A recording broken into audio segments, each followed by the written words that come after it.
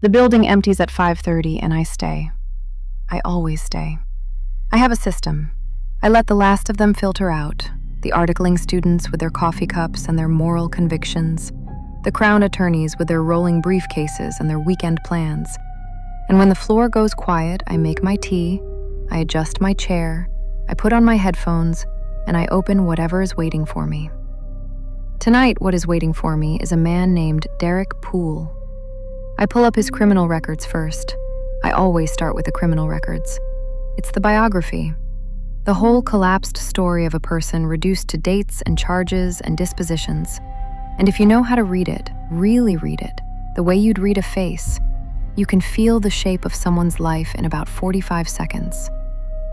Derek Poole, 44 years old, no fixed address, 11 prior convictions spanning 19 years. I scroll through them.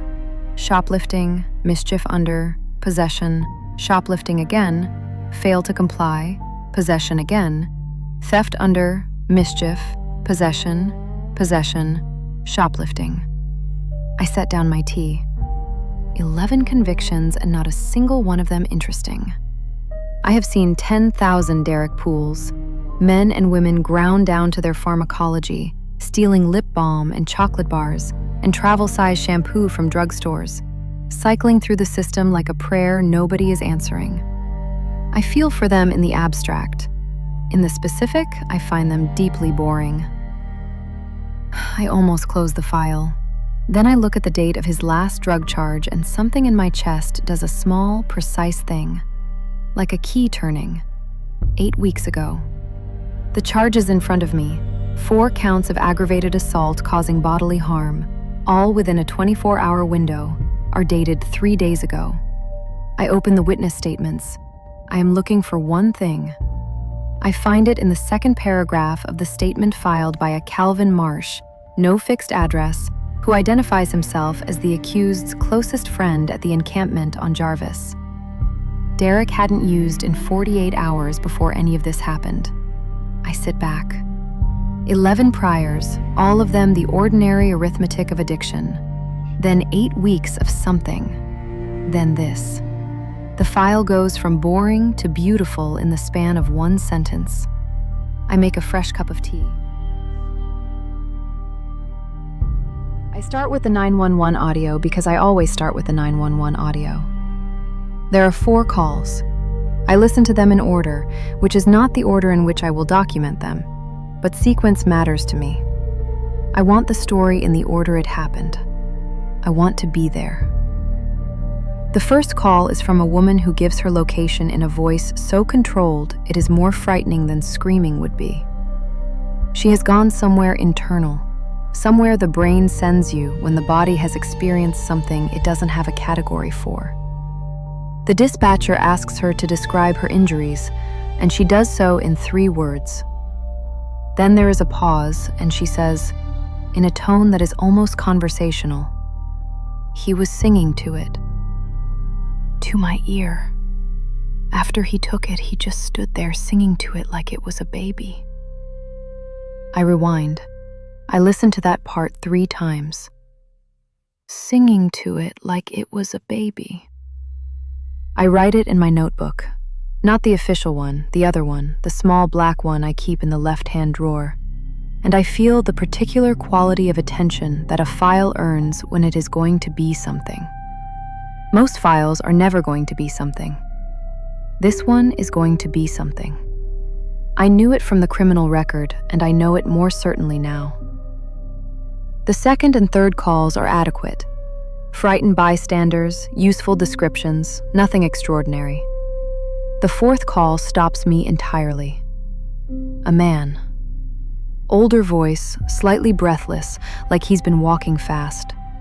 He gives the location, and then the dispatcher asks him to describe what he saw, and he says, "I saw him walking between 2 parked cars on the south side of Dundas. He was just walking, normal pace. And I know how this sounds, but his shadow wasn't. It wasn't doing what he was doing." The dispatcher asks him to clarify. "His shadow," the man says. "It was doing something else. I don't know what. It wasn't matching him. I know how that sounds. I type my official note. Witness account may be unreliable. Potential intoxication or distress. Recommend follow-up if needed. I type it with a smile so wide I can feel it in my back teeth. I know how that sounds, the man said. He was right to say it. He was wrong to doubt himself.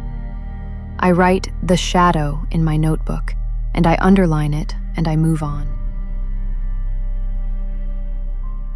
The surveillance footage is 4 clips. I watch the first 3 at double speed. I am not being careless.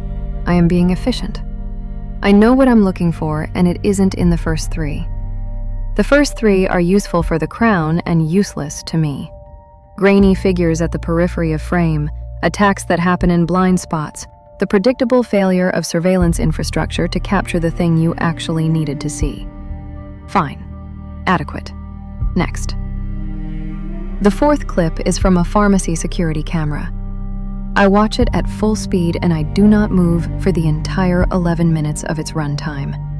And when it ends, I watch it again. Derek Poole stands on the sidewalk in front of the pharmacy at 11:47 p.m. He arrived in the frame from the south, and he stopped walking, and he has not moved since. He is not looking at anything visible. He is not fidgeting, checking his phone, waiting for someone. He is standing with his arms at his sides and his head tilted very slightly upward, and he is facing north with the quality of attention you see in animals before weather arrives. 11 minutes. I find this gorgeous. I find this so precisely, specifically gorgeous that I pause the clip at the 6-minute mark and I just look at him, at the architecture of his stillness. He is receiving something. He is an instrument, tuned, aimed, waiting for the signal to become a command. I unpause it. At 11 minutes and 4 seconds, Derek Poole begins to walk north. And at 11 minutes and 6 seconds, at the absolute outer edge of the camera's reach, in the territory where the light from the pharmacy sign finally surrenders to the dark of the street, something moves. I stop the playback. I rewind to 11 minutes and 4 seconds. I watch it again. 2 frames. It exists for 2 frames, and then the camera's reach ends, and whatever it is has moved beyond what can be documented. I zoom in as far as the resolution allows, which is not far enough, and I know this before I do it, and I do it anyway. The pixels bloom and blur, and what I am looking at refuses to resolve into anything I can name. It is not a person. It has the wrong dimensions for a person. It is not an artifact of the compression, not a smear of light from a passing car. It is a presence at the edge of the recordable world, and it is moving in the same direction as Derek Poole, and it is moving with what I can only describe as purpose. I say out loud to the empty office, "There you are." Then I write 2 frames in my notebook, and beside it I write the timestamp, and I sit for a moment with my tea and the comfortable feeling of a thing I have been waiting a long time to find. The police notes are thorough. The arresting officer is someone I've seen before on other files, competent, literal, constitutionally uninterested in anything that doesn't fit the form he has to fill out. I appreciate this about him professionally. Tonight it makes me want to reach through the document and shake him. He found Derek Poole sitting cross-legged in the center of the encampment. The accused was calm. The accused was cooperative. The accused had arranged the 4 ears in his lap in a pattern the officer describes as like a plus sign or a cross, points facing outward. I open Google Maps. I pull up the 4 attack locations the officer has logged. I plot them. I stand up from my desk. I walk to the window. The city spreads out below me, indifferent and glittering, and in my mind I hold the map with its 4 plotted points, and the image of Derek Poole sitting at the center of the encampment.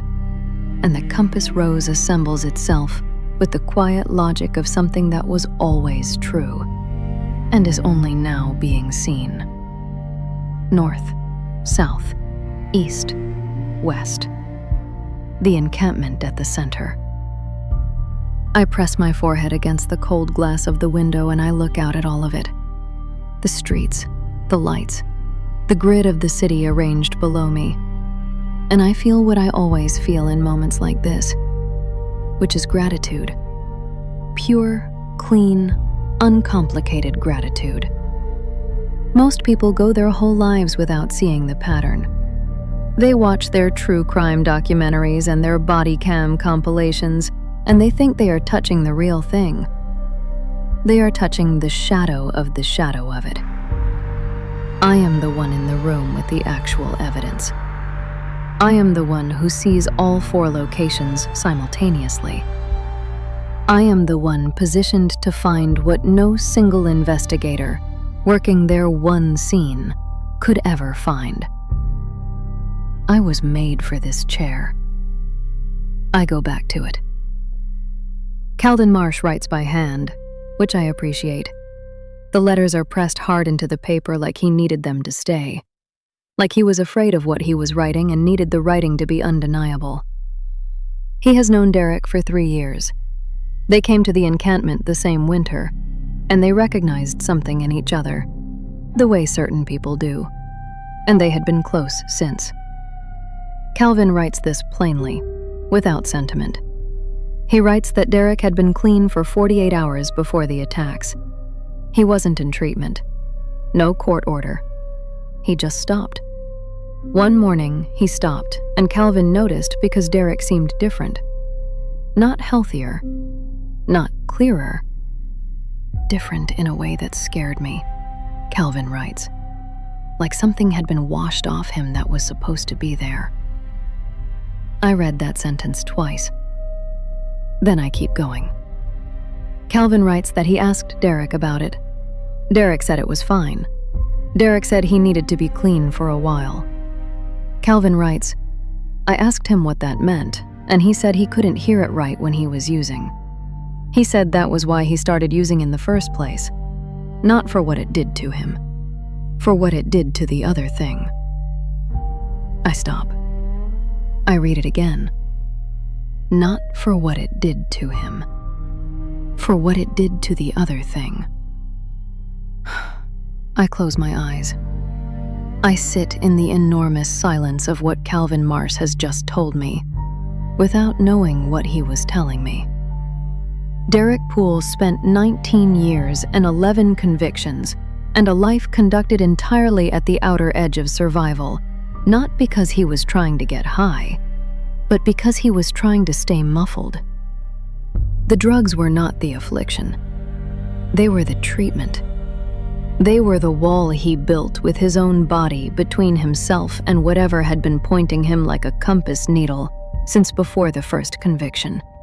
Since before the first time he stuck a needle in his arm in whatever room that was, in whatever year, in whatever life he was trying to protect someone from. Himself. He was protecting people from himself. And then he stopped. Calvin writes, I asked him once what it was like when he could hear it clearly, what it sounded like. He said it wasn't a sound exactly. He said it was more like a direction.